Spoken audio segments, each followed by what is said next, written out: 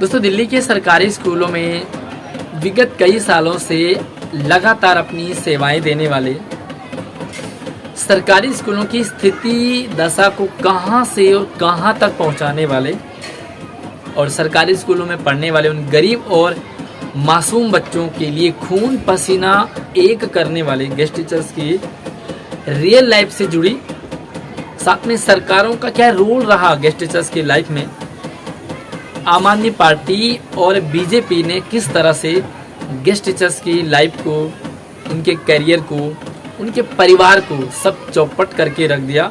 एक छोटी सी कहानी मैं आपके साथ शेयर कर रहा हूँ। कहाँ पर किसका रोल है आप ज़रूर समझे उसे।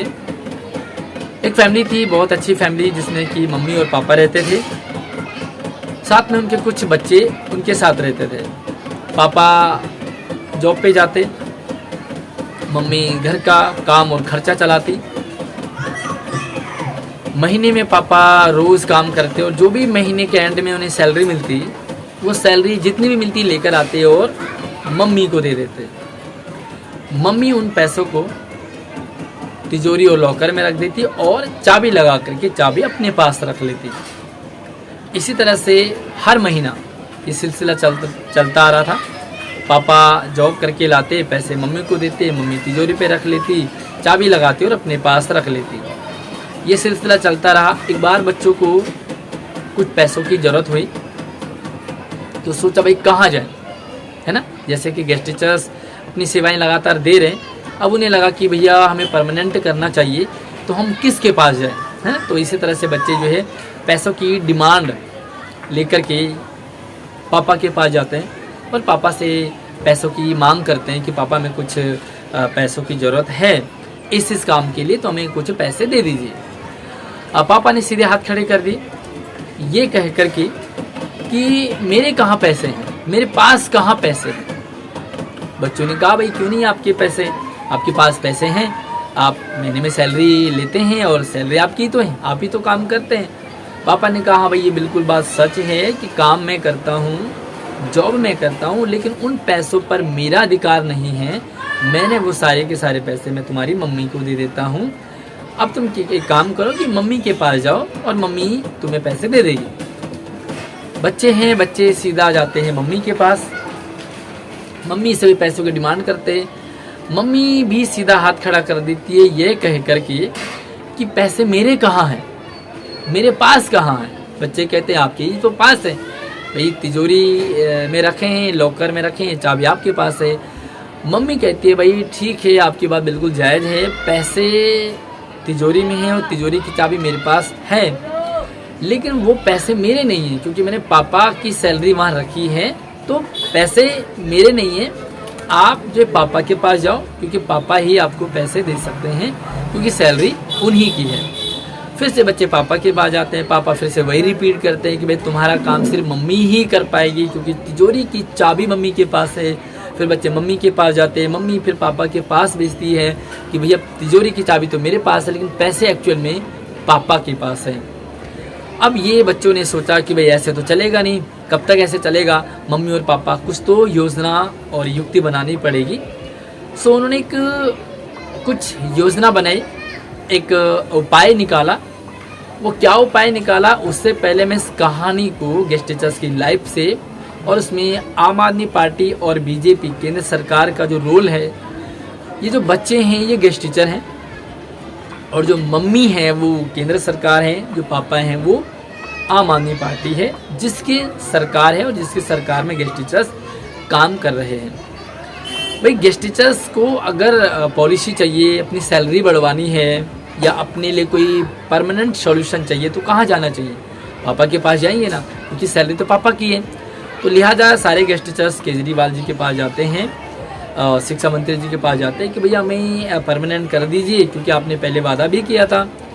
तो केजरीवाल जी कहते हैं कि भैया ठीक है, सरकार तो मेरी है, पॉलिसी मैं बना सकता हूँ आपकी, लेकिन मेरी सरकार होते हुए भी मैं आपका काम नहीं कर सकता क्योंकि मेरे पास पावर नहीं है, पावर केंद्र सरकार के पास है और आपका काम केंद्र सरकार ही करेगी। सारे गेस्ट टीचर्स केंद्र सरकार के पास जाते हैं, केंद्र सरकार जो कि बीजेपी है, बीजेपी के पास जाते हैं और यही गुहार लगाते हैं कि हमें जैसे बच्चों ने पैसों की गुहार लगाई तो इन्होंने कहा कि भाई हमारी पॉलिसी बनवा दीजिए, हमारी सैलरी नहीं बढ़ रही है, हम इतने सालों से काम कर रहे हैं, हमें जॉब सिक्योरिटी दी जाए।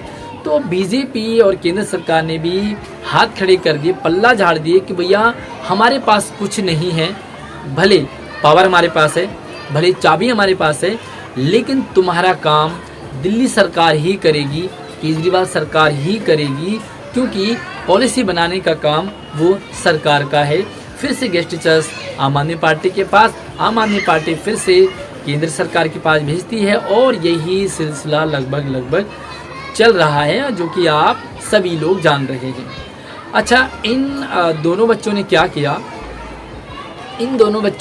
एक बार पार्टी वार्टी रखी, कहीं खाना वाना कहा कि भाई सारे जो है एक साथ ही खाएंगे।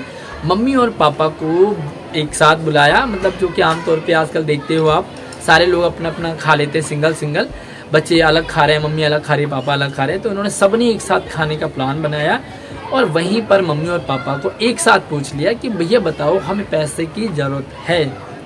अब पापा से पूछा कि आप बताओ भैया पैसा हमें चाहिए, तो आप और मम्मी आपस में बातें करो कि हमें पैसा कौन देगा।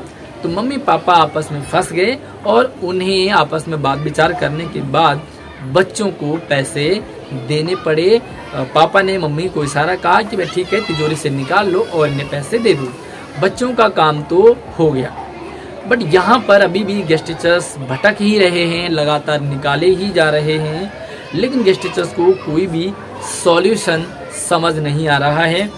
एक्चुअल में रियल बात ये है कि इस फैमिली में बच्चों की सुन तो ली मम्मी पापा ने, लेकिन दिल्ली में जो गेस्ट टीचर हैं उनके लिए मम्मी भी खतरनाक बनी हुई है और पापा भी खतरनाक बने हुए हैं।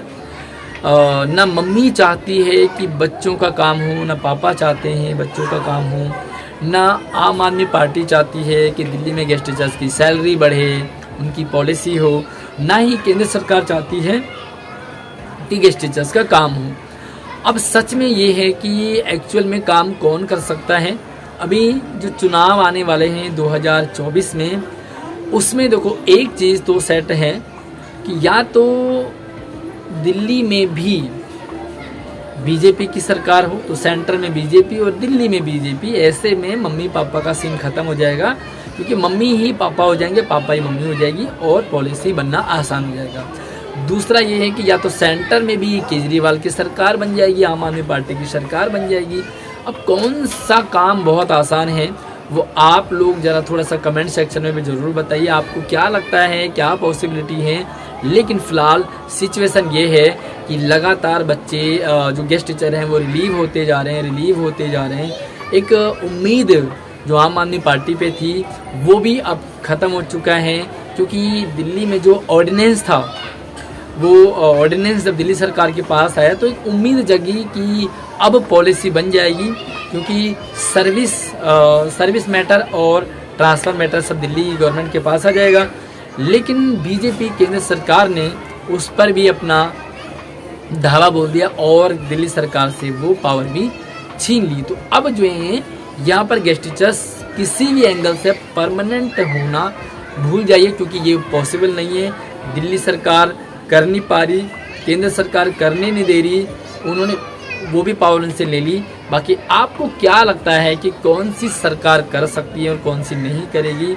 इसमें सबसे बड़ा रोल मुझे लगता है कि गेस्ट टीचर्स का भी है, क्योंकि एक फैमिली में जब बच्चों को पैसे नहीं मिल रहे थे तो बच्चों ने योजना बनाई, एक प्लानिंग बनाई, सबने इकट्ठे होकर के ऐसा कुछ सोचा जिससे उन्हें पैसे मिल जाए।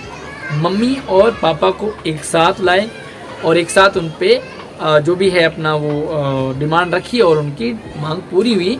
लेकिन दिल्ली में जो गेस्ट टीचर हैं वो एक नहीं हो पा रहे हैं, वो तितर बितर हो रहे हैं, और जिसका फ़ायदा मम्मी भी उठा रही है, पापा भी उठा रहे हैं, दिल्ली सरकार भी उठा रही है और केंद्र सरकार भी उठा रही है। बाकी आपका क्या ओपिनियन है, आपको क्या लगता है, क्या राय है, आप कमेंट सेक्शन में ज़रूर बताइए। वीडियो को लाइक करके शेयरिंग जरूर करें। और यस, केंद्र सरकार ओवरऑल और दिल्ली सरकार ने गेस्ट टीचर्स की ज़िंदगी, लाइफ, जॉब, करियर और परिवार के साथ बहुत बड़ा खिलवाड़ किया है। इसका भुगताना किसको भोगना पड़ेगा वो आप जरूर